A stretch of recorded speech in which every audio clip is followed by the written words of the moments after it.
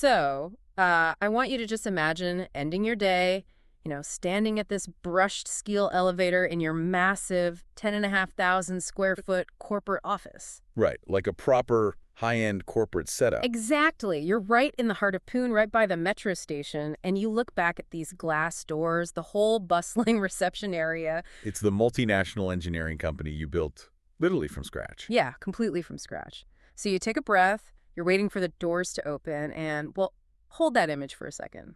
Oh. Because I want you to flash back a few decades. To a very, very different space. Radically different. You are no longer in this sprawling office. You're in a home that is exactly 10 feet by 15 feet. Which is, it's hard to even conceptualize living in that small of a space. It's tiny, and there isn't even enough floor space for you and your two brothers to just, sleep on the ground. So every single night you have to climb this makeshift bamboo ladder to sleep on a wooden plank locked, suspended up near the ceiling. It's such a staggering contrast, honestly. And, what makes this so compelling for us today is that we aren't just, dealing in cinematic metaphors here. Right, this isn't a movie script. Exactly. We are dissecting the literal physical reality of Mohan Jambhulkar, who is the founder and CEO of Target AEC Global. And his whole trajectory just, it forces us to completely reevaluate the architecture of ambition. It really does. So our mission for this deep dive today is to extract the mechanics of a truly resilient entrepreneur. We want to understand how someone actually navigates that kind of extreme socioeconomic trajectory. And at the same time, we need to map out how the whole global engineering landscape is, fundamentally shifting beneath our feet right now. Yeah, because we're looking at a masterclass in pivoting. It's about the mechanics of leveraging constraint and ultimately how to build an enterprise that bridges that massive gap between raw Indian talent and hyper-stringent international engineering standards. Right. And the reason this should matter to you, whether you're an engineer yourself or a founder or literally just someone trying to scale your own capabilities, is because those old paradigms of global business, they're dying. Totally dying. It's no longer just about, simple labor arbitrage. It's about cognitive leverage. This narrative really challenges all those fundamental assumptions about where world-class, high-liability work can actually be executed. Well said. So let's start with the baseline conditions here. Because, to understand how this company executes complex virtual design for massive data centers and EV battery plants today. Which is incredibly complex work. Super complex. To understand that, we have to analyze the spatial and cognitive constraints of that childhood in Pune back in 1978. That 10 by 15-foot space. Yeah, and it wasn't just tiny. It was this high-friction, dual-purpose environment. That spatial density is a huge factor in understanding his cognitive development, because half of that already minuscule footprint was the family's living space. Right. And his mother would cook directly on the floor there, without even a kitchen platform. But then the other half of the room operated as his father's part-time radio and TV repair shop. Oh, wow. So it's a workspace, too. Exactly. His father was a full-time clerk, but did this on the side. So just consider the sensory environment there. Yeah. You got the heat from cooking, the smell of spices. It's just directly competing with what? Soldering irons? Yeah. The acrid smell of soldering iron flux, ozone from blown capacitors, plus just the physical clutter of broken electronics everywhere. Crammed into a space smaller than a modern parking spot. Exactly. And then there's that sleeping arrangement we mentioned, the bamboo ladder up to the wooden plank loft.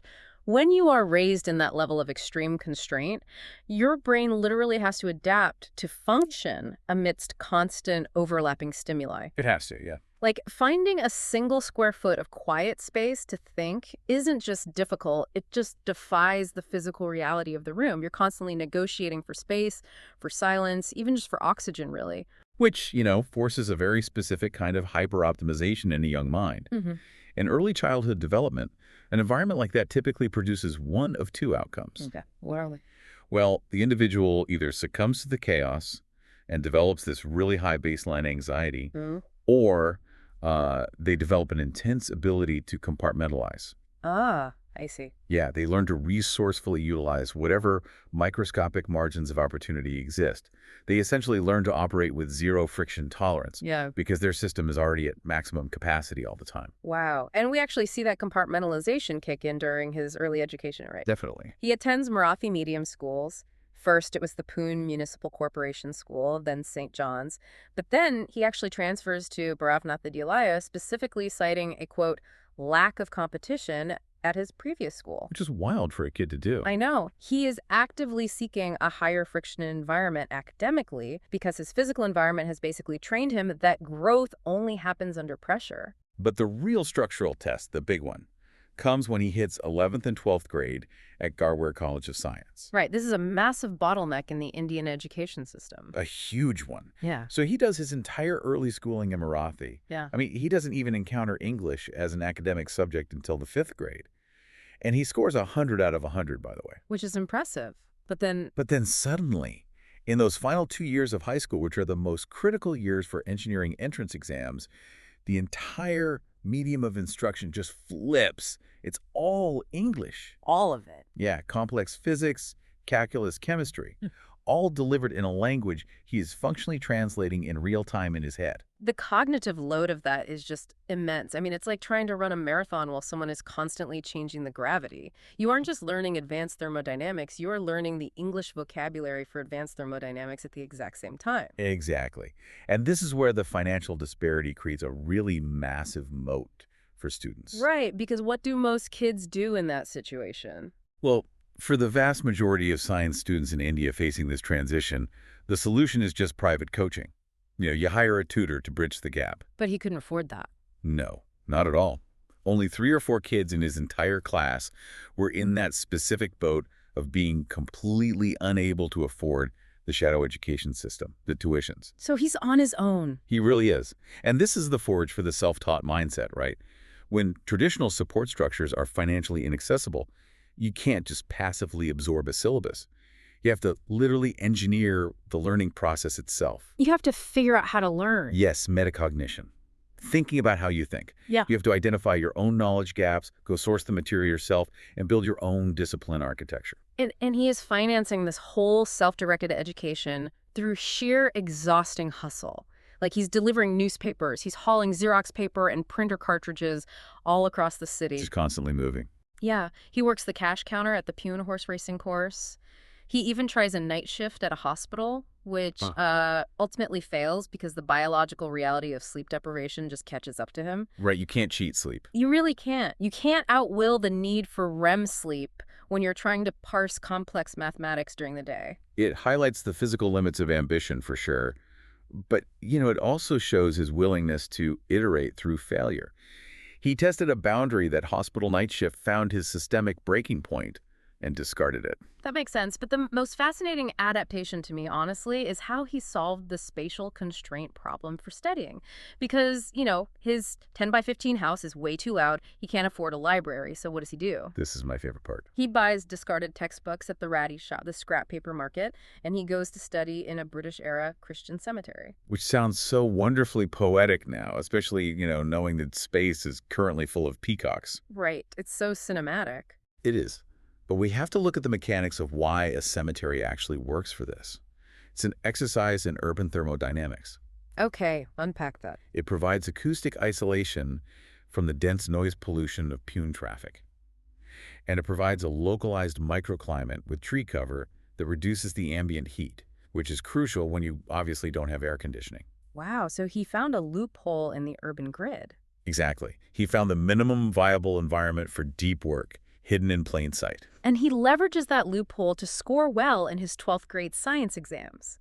But even with the cognitive output, the financial constraint almost derails him completely. And this is where I think we really have to discuss the concept of informal safety nets. Yes, this is a crucial piece of the puzzle. Because his father's plan was literally for him to just stay and repair TVs in that tiny shop. But then this figure known as Vikas Datta enters the picture. Right. And Vikas Datta physically drags him to the Government College of Engineering, Pune COEP. He just forces the issue. He really does. He pays for the admission form, he covers the first-year fees, and he helps him navigate the Kafkaesque bureaucracy of the civil engineering admission process. It's amazing. We often analyze success through this lens of pure individual agency, the lone wolf. But the reality of emerging economies is that formal safety nets like accessible student loans or institutional grants, they're often totally non-existent or at least inaccessible to the lowest economic tiers. Exactly. Progress frequently hinges on these informal, hyperlocal interventions, Just a single individual with slightly more leverage who recognizes potential and forcefully alters the trajectory. Without Vika's data, all that cognitive capacity developed in the cemetery just remains trapped in a TV repair shop. 100%. But, Vika's data only bridged year one. Right. There were 3 more years to go. Yeah. So to survive the rest of the engineering degree, Mohan works from 6 p.m. to 10 p.m. every single night as a front desk assistant for a dentist, Dr. Darawade. And Dr. Darawade is like way more than just a paycheck for him. Oh, absolutely. He was a schoolmate of Mohan's father, actually, and he came from a similarly constrained background, but had built this highly successful practice. So he was a role model. She functioned as living proof of concept. When you're operating in extreme constraint and you're surrounded by peers at COEP who possess generational wealth and stability, the psychological friction of that is often way heavier than the academic friction. You feel like you don't belong. Exactly. Dr. Darawade provided empirical evidence that the socioeconomic membrane was actually permeable. He validated the effort. So he graduates COEP, he survives the academic crucible. But the transition into the professional world, this is where we see a really fascinating sequence of misalignments. It's a bumpy start. Very. He secures a role through campus placements with a Mumbai firm doing slum redevelopment, which sounds like a massive opportunity in Indian urban planning. Yeah, it sounds perfect on paper. But before he can even settle in, the government changes a specific policy and the company abruptly shuts down. It's just a brutal, highly efficient lesson in macroeconomic vulnerability. Engineering logic dictates that, if you input the correct variables, good grades, passing the interview, you output a stable career. Right. 2 + B = C. But slum redevelopment introduces the chaotic variable of municipal politics. Which he immediately runs into again. He pivots to a role with a Pune Municipal Corporation road contractor, completely hates it, and quits in 3 months. Right. Then he joins the massive Konkan Railway project, which is this legendary engineering feat in India, but quits that after 6 months, citing that the physical site job was just too stressful. Yeah. And finally, he tries to build his own municipal contracting business. He executes 3 small jobs: a road, a hospital fence, a garbage depot storeroom, but the business just collapses. Yeah, he cites red tape, poor execution methods, and just the deep political influence required to survive in that ecosystem. Now, let's analyze this critically for a second. Because we have a string of rapid departures here and a failed business, he quits a railway project because it's too physically demanding. He fails at contracting because he can't stomach the local politics. Right. I feel like a lot of people, especially in the whole startup grit at all costs culture, would look at this and diagnose a severe lack of resilience. Like, is he just failing to push through the inevitable friction of early career development? And that is the exact trap of the grit narrative, honestly. We heavily bias toward endurance, and we often conflate strategic quitting with failure. Okay, tell me more about that. Well, if we analyze the specific nature of these roles, a very different pattern emerges. Municipal road contracting and the Konkan Railway project. These are highly localized, physically brutal, and politically saturated environments. Yeah, lots of bureaucracy. Right. They rely on navigating those bureaucratic hierarchies, managing manual labor forces, and dealing with systemic inefficiencies that honestly have nothing to do with actual structural engineering. Ah, I see. So he was applying a high-precision analytical mind to an environment that rewarded, basically, political maneuvering and blunt force execution. Precisely. It is a fundamental mismatch of cognitive profiles. Quitting an environment that actively penalizes your core strengths is not a failure of grit. It's an act of calibration. Exactly. He didn't fail at engineering. He rejected an ecosystem that prevented him from engineering efficiently. And that calibration leads him to this incredibly unassuming turning point. He spots a small classified ad in a Marathi newspaper called Sakal, and it's for a design engineer role at a US-based structural consulting firm with an office in Pune. The psychological context of this interview is so critical. He walks in without formal attire, battling what he explicitly describes as the inferiority complex of a common Marathi boy. That imposter syndrome is real. It is, and it's a profound dynamic in global tech hubs. Technical competence is frequently overshadowed by a lack of fluency in corporate English or, Western business etiquette. The imposter syndrome is structural, not just psychological. But the underlying technical architecture he had built was so strong that within 3 months of getting the job, his salary doubles, purely based on output. He finally found an ecosystem that rewarded precision over politics. Yes. And the specific work he was doing is fascinating. Precast concrete detailing for the U.S. market. Let's break down the mechanics of why this specific discipline was like the absolute perfect training ground for him. Right, because precast concrete fundamentally alters the risk profile of construction. How so? Well, in traditional cast-in-place concrete, you build wooden forms right on the actual construction site, you tie the steel rebar, and you pour wet concrete. Okay. If there's a slight dimensional discrepancy, the wet concrete just fills the gap. You have this built-in margin of error inherent in the liquid state of the material. So you can kind of adjust on the fly. Exactly. Hmm. But in precast detailing, you are designing massive concrete columns, beams, and wall panels that will be manufactured in a controlled factory environment hundreds of miles away from the site. Oh, wow. Yeah, these elements are poured, cured, and then loaded onto flatbed trucks. When a crane lifts a 50-ton precast beam into the air on a job site in California, it must align perfectly with the steel connections already embedded in the foundation. It's literally the Lego brick analogy. If the studs are off by even a millimeter, the pieces just won't lock. Right.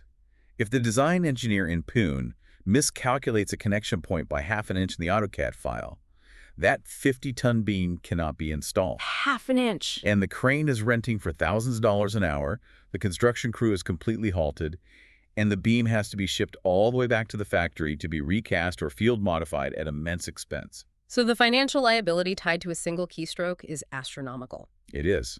This environment demanded absolute pathological precision. It hard-coded an eye for detail into his operational DNA. And mastering that hyper-precise U.S. project work from Pune inevitably creates this gravitational pull toward the U.S. itself, right? Naturally. So in 2006, the company selects him out of 100 employees to secure an H-1B visa and help launch their operations in Los Angeles. And securing an H-1B in that era was highly competitive. It represents the transition from back-office execution to frontline strategic deployment. Yeah. He isn't just drawing the beams anymore. He is interfacing directly with the architects and city planners who actually dictate the parameters of those beams. So he moves to L.A. with his wife, Pankaj, and their young daughter, Tanvi, and they engage in this very classic version of the American dream. The weekend road trips. Yeah. They buy a portable GPS and spend every weekend driving the Grand Canyon, the Pacific Coast Highway, Vegas, San Diego. Disneyland, Legoland, the whole works. Exactly. But beyond the tourism, he is getting critical tactile exposure professionally. He's working on these high-end beachfront custom homes in Southern California. We're talking complex wood-framed structures that are heavily integrated with structural steel and massive glass facades. Which is a massive paradigm shift from Indian construction methods. Right, because India is mostly concrete, right? Overwhelmingly dominated by reinforced concrete and masonry. Wood framing introduces entirely different load paths, different fastener mechanics, and completely different fire and acoustic considerations. And doing this in Southern California introduces the ultimate engineering variable, earthquakes. Yes, the seismic factor. Which brings us to the professional holy grail he decides to pursue while living in LA, the professional engineer, or PE, license. He realizes that in the U.S., the PE isn't just some certificate of completion to hang on your wall. It is a legal requirement to take professional liability for a structural design. And to understand the weight of this, we really need to examine the mechanics of the licensure process. He had a massive academic gap from his theoretical studies at COE. To even qualify to sit for the PE, he first had to pass the Fundamentals of Engineering exam, the FE. Which means going all the way back to basics. Right. Reteaching himself the core calculus, thermodynamics, and physics from his 11th and 12th grade days. And once you clear the FE, you face the California PE exam, which is universally acknowledged as the most brutal in the entire country. Let's dig into the why behind that reputation. Because we aren't just talking about advanced statics and dynamics here, right? No, we're talking about state-specific geotechnical realities. California sits right atop the San Andreas fault system. Right. When a seismic event occurs, the ground doesn't just shake, it accelerates in multiple directions simultaneously. This induces massive lateral forces based shear on a structure. So the California PE mandates specialized, highly rigorous modules on seismic engineering and advanced surveying. You essentially have to prove you understand how to design a continuous load path that can transfer the kinetic energy of an earthquake from the roof of a structure down through the walls into the foundation and safely back into the earth without the building collapsing. Exactly. And you have to understand bizarre phenomena like soil liquefaction, Yep. where the ground essentially acts like a liquid during a tremor. So the liability is absolute. Absolute. So you have a professional managing full-time projects, navigating a new country with a 3-year-old child, and spending every night and weekend mastering the mathematics of seismic wave propagation and lateral force resistance. And he clears it. He earns the active California PE license. He has reached the summit. But this is exactly where the narrative inverts. The professional reality is peaking, but the personal infrastructure is fracturing. Yeah, the daily reality of living in LA wasn't just weekend road trips to Legoland. It rarely is. The friction of immigration is often felt most acutely in the mundane details of daily life. The environmental shift meant his daughter Tanvi was constantly falling ill, and this forced them into regular contact with the U.S. healthcare system, which proved to be a massive source of cultural and logistical frustration. He highlights a very specific contrast here. In Pune, medical access was immediate and highly relational. Right. But in LA, he was confronted with a system gated by rigid appointments, strictly enforced 9 to 5 operating hours for pediatricians, and frequent trips to the emergency room just to get basic care during off hours. Which is exhausting for any parent. Beyond exhausting.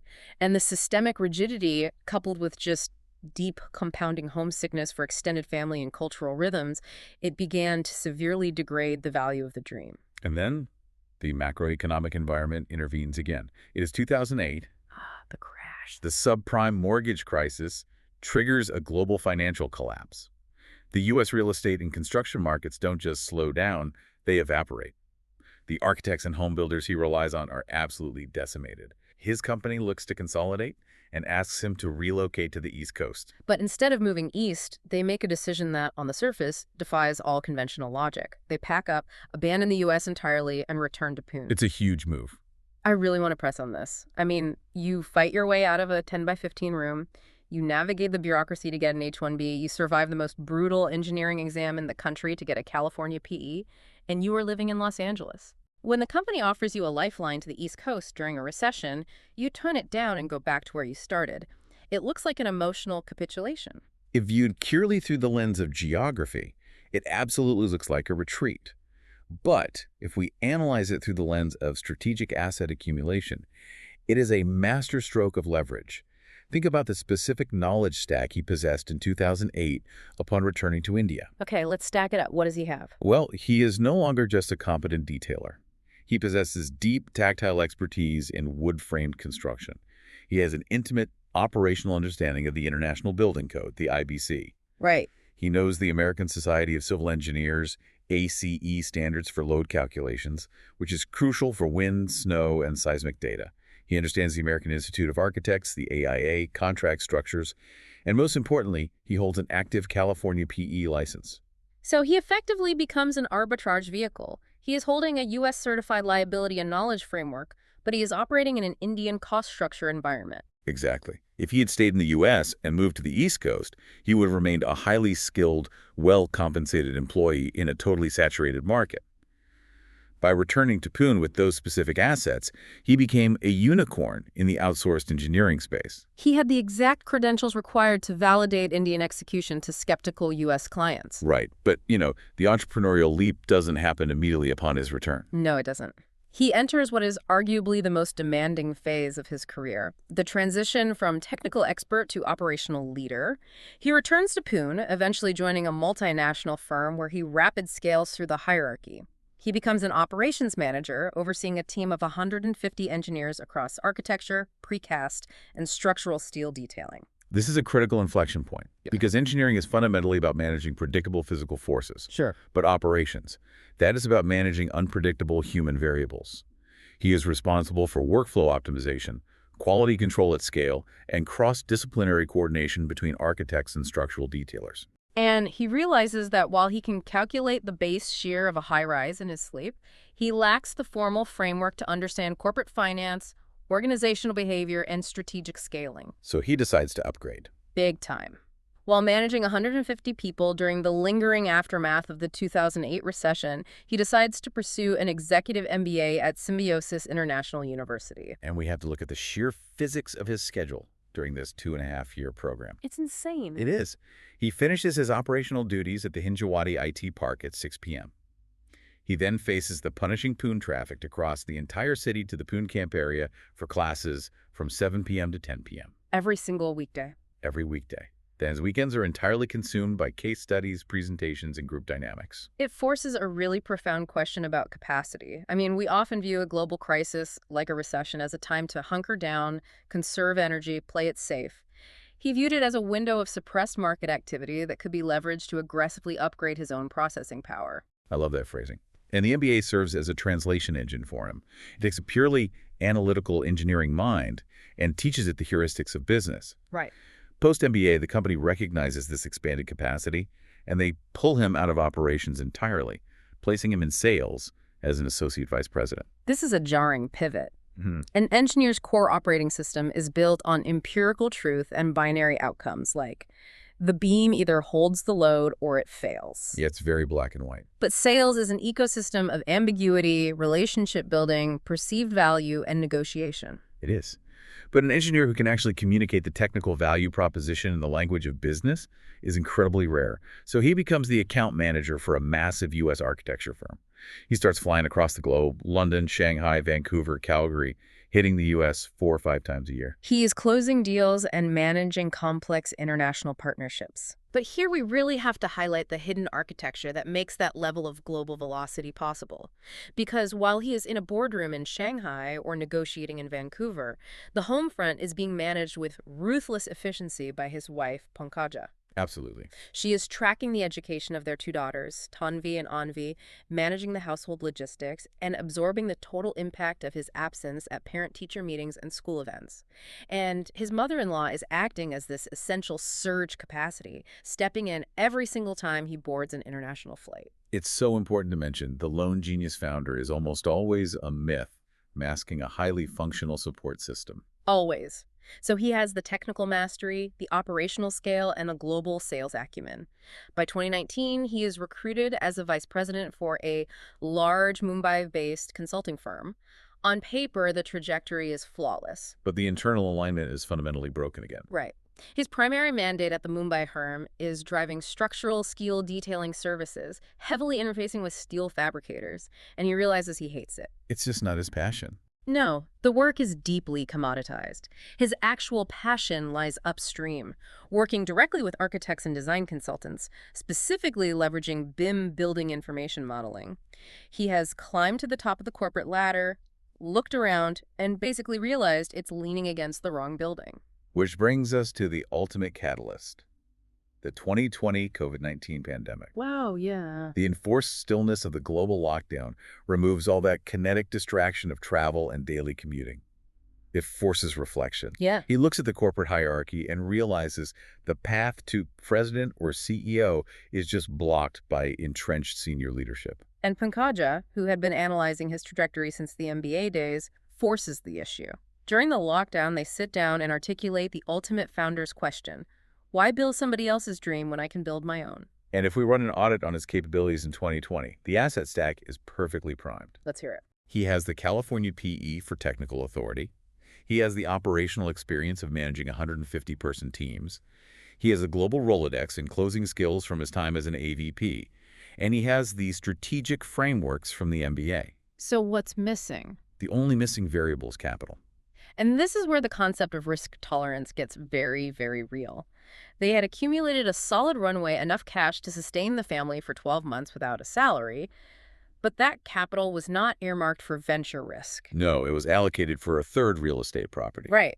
They already owned 2 apartments and drove a Mercedes. They had achieved the exact financial security that the 10-by-15 room had denied him. The psychology of this moment cannot be overstated. It is relatively easy to take massive risks when you have literally nothing to lose.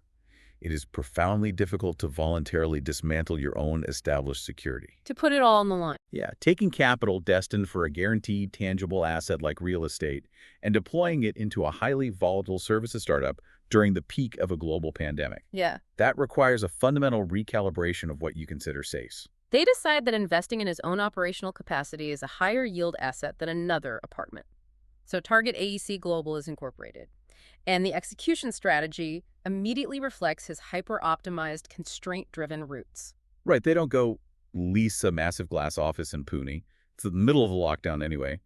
They hired their first employee, Amit, and they rent a modest 2 BHK apartment in Kolhapur to serve as the headquarters. It's a brilliant play on two fronts. First, the burn rate in Kolhapur is a fraction of what it would be in Pune or Mumbai, which preserves that 12-month runway. Yeah, stretching the dollar. And second, there was a strategic intent to tap into the high-quality, under-leveraged engineering talent in rural Maharashtra, providing them with global work without forcing them to migrate to Tier 1 cities. But, no business plan survives contact with the actual labor market. Very true. What happened?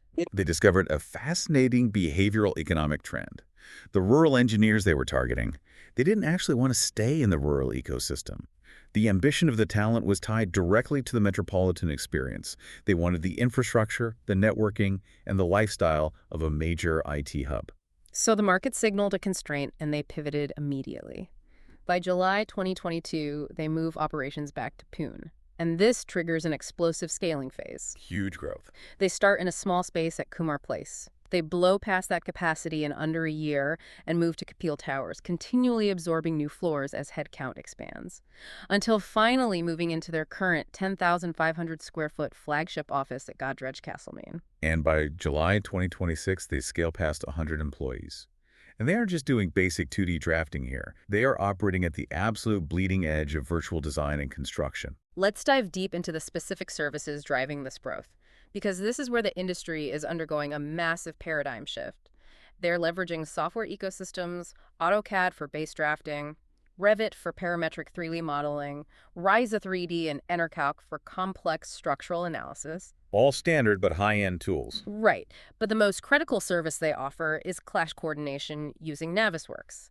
We really need to clearly explain the mechanics and the profound financial ROI of this specific process. Okay, so to understand clash coordination, you have to look at how buildings used to be designed. Okay. You had a structural engineer designing the steel framework in one set of 2D plans.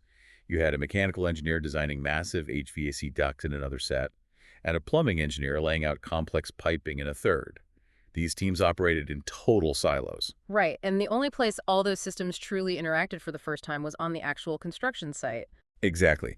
And inevitably, the construction crew would be halfway up a high-rise, attempting to install a major plumbing line, only to discover it was designed to run directly through a load-bearing structural steel beam. A physical clash. A catastrophic clash. You cannot simply cut a hole in a load-bearing beam without compromising the entire structural integrity of the floor. So construction halts. The steel has to be re-engineered, the plumbing has to be rerouted, new materials must be ordered, and highly paid union crews just stand idle. Oh, man. A single clash can cost tens of thousands of dollars and weeks of delay. So what Target AEC does with Navisworks is pull the structural, architectural, mechanical, electrical, and plumbing models into a single federated 3D digital environment. They essentially build the entire EV battery plant or data center in the cloud before a single cubic yard of concrete is poured on site. The software runs complex algorithms to identify every spatial intersection every single time a pipe hits a beam or a duct interferes with an electrical conduit. Target AEC's engineers resolve these clashes digitally. Right on the screen. Yeah, they reroute the pipe in the 3D model, where moving it costs $0 and takes 5 minutes, entirely eliminating the risk in the physical world. It is the ultimate manifestation of shifting risk from atoms to bits. That's incredible. But managing a team capable of executing that level of digital orchestration requires a very specific leadership evolution. And in 2024, Mohan recognizes another bottleneck in his own capability. A founder's trap. Yes, he is scaling rapidly, but he is still operating with the hyper-involved mindset of the guy who used to hand-check every precast detail. So he enrolls in a leadership program called Arha Samasti, run by a mentor known as MG Sir. And he encounters a concept that completely rewires his operational philosophy. Forgery. I love this term. It is a brilliant piece of vernacular systems thinking. Forgery roughly translates the relentless compulsion to grab a shovel and dig every pit yourself. It perfectly diagnoses the issue. It really does. It's the belief that because you can execute a task better than anyone else in the company, you must execute it. But if the CEO is down in the trenches, checking AutoCAD files, or arguing over minor design revisions, the strategic vision of the company is completely abandoned. The organization can only grow to the exact limit of the founder's personal bandwidth. Right. Mohan had to systematically deconstruct his own impulse to intervene. He had to transition from designing the building to designing the machine that designs the building. It's the difference between being a master chef who insists on chopping every single onion versus being the restaurateur who designs the kitchen and trains the staff. That's a perfect analogy. Yeah. He had to build robust quality assurance protocols Mm. and empower middle management to hold the line on quality, accepting that they might execute it slightly differently than he would. And the most critical structural component of this delegation is the division of labor at the absolute top of the company between Mohan and Pankachaja. Integrating your spouse as your co-founder is notoriously volatile. It usually ends badly. It really does. Yeah. But their approach is a masterclass in boundary management. The first boundary is temporal. They enforce a strict rule of dedicating only one specific hour in the office, purely for joint business discussions. 1 hour. Just one.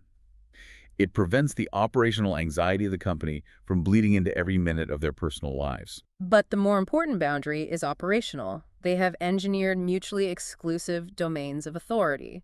Mohan is the outward-facing vector. He handles client acquisition, global sales, high-level technical oversight, and business development. He is the relator. And Panja controls the internal infrastructure. She manages finance, human resources, and overall operations. She is highly analytical, pragmatic, and heavily numbers-driven. By strictly honoring these domains and refusing to micromanage each other's territory, they eliminate the friction that usually destroys husband-wife partnerships. Which is vital because they needed complete unity to navigate the next massive constraint the company faced. As they expanded into the 10,500 square foot office, their overhead exploded. Big time. They were relying heavily on hiring experienced mid-career professionals, which was driving their payroll costs to unsustainable levels. And simultaneously, it was making it difficult to enforce a unified company culture because everyone brought legacy habits from their previous firms. Right, which forces the most significant strategic pivot in the company's history. They transitioned from hunting for expensive, entrenched talent to building their own talent pipeline from scratch. They established the Elevate Academy. They start directly recruiting fresh engineering and architecture graduates. But they aren't just teaching them software commands. They are attempting to execute a massive paradigm shift in the global perception of Indian engineering. Mohan explicitly states they are moving from a made-in-India model to a chosen-in-India model. This is such a crucial distinction. Let's break down the difference in those two frameworks. Go for it. Made in India has historically been synonymous with labor arbitrage. A U.S. firm wants a task done cheaper, so they throw over the wall to an outsourced vendor who executes it mechanically overnight. Right, very transactional. Exactly. It is a low-trust relationship based entirely on cost suppression. But chosen in India completely flips the value proposition. It means a client in Seattle or London is selecting Target AEC not because they are the cheapest option, but because they are the technically superior option. It implies premium quality. Premium quality, proactive problem solving, and seamless integration into the client's core team. And a massive component of achieving that seamless integration isn't technical, it's cultural. This is the most fascinating aspect of the Elevate Academy to me. They spend dedicated time teaching these young engineers from rural Maharashtra the subtle cultural nuances of American and European business communication. Because friction in global business rarely happens over differential equations. It happens over misread emails and awkward client calls. Target AEC explicitly trains their new hires in Western colloquialisms. Like what? Give some examples. Well, they teach them that calling shotgun means reserving the front passenger seat. They drill the correct Spanish-influenced pronunciations of cities like San Jose and La Gola. Oh, that's smart. Yeah, and they teach them that a client in Dublin referring to a quid is talking about a euro. Because when a 23-year-old engineer in Pune can casually drop the correct terminology on a Zoom call with a developer in California, it instantly evaporates the psychological distance of outsourcing. It signals deep empathy for the client's context. It transforms the relationship from a vendor executing a task to a trusted partner sharing a workflow. And that workflow is increasingly driven by the most disruptive force in the modern economy: artificial intelligence. Which brings us to the existential question hovering over the entire engineering sector right now. Target AEC is actively integrating AI. They are using it to translate complex Marathi medium thought processes into perfectly structured, highly professional English emails. Which is a huge time saver. Massive. Mm. They are using it to parse massive RFP documents and slash proposal preparation times from days to mere hours.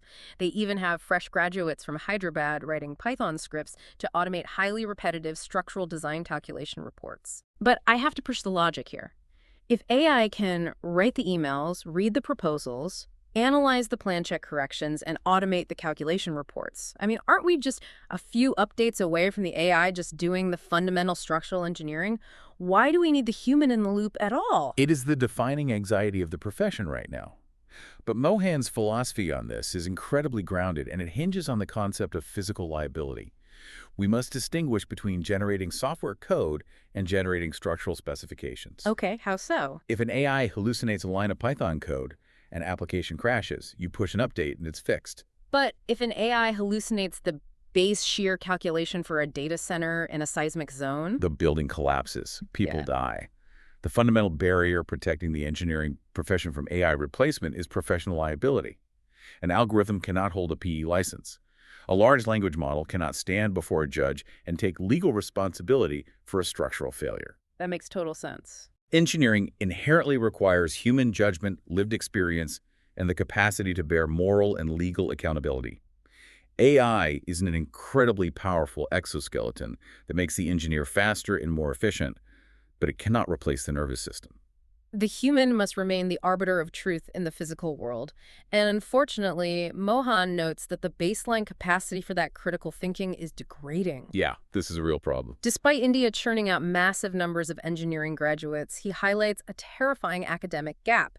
He routinely interviews candidates holding master's degrees, MTechs, who cannot execute basic structural visualizations or calculate fundamental metrics like shear force diagrams or bending moment diagrams. Let's define why that is so critical. A shear force diagram, an SFD, and a bending moment diagram, a BMD, are the absolute bedrock of structural analysis. Right. They visually map how internal forces shear, which tries to slice a material, and bending, which tries to snap it, are distributed along a beam when external weight is applied.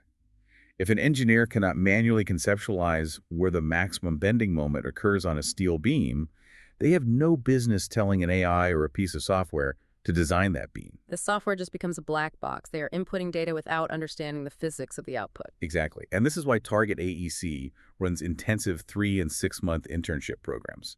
They are actively trying to repair the disconnect between theoretical academic curriculums and the rigorous high-stakes reality of global industry practice. As we pull back and look at the totality of this journey, the arc is almost difficult to process.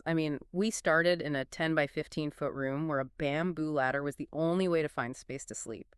We followed a mind that utilized the silence of a cemetery to master advanced mathematics in a second language. We watched him grind through an executive MBA commute in the dark during a global recession. Yeah.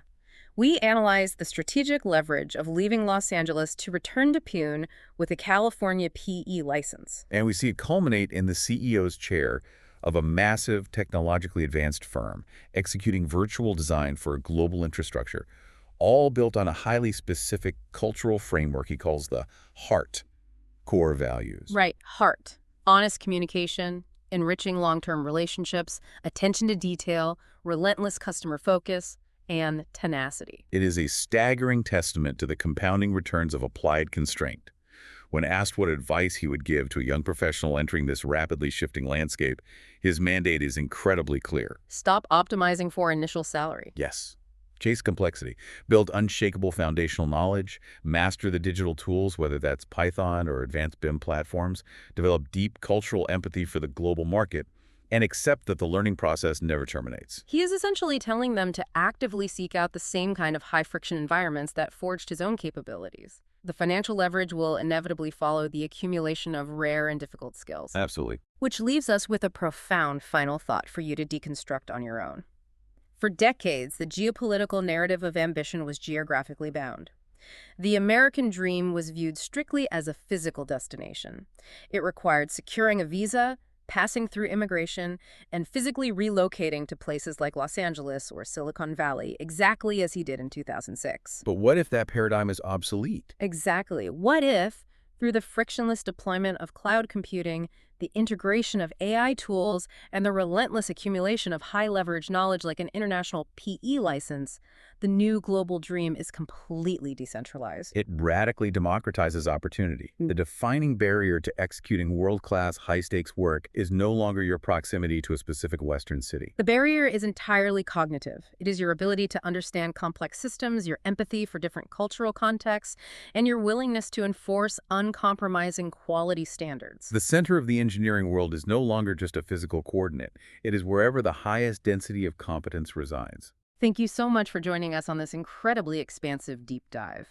As you process all of this today, look closely at the constraints in your own operating environment right now.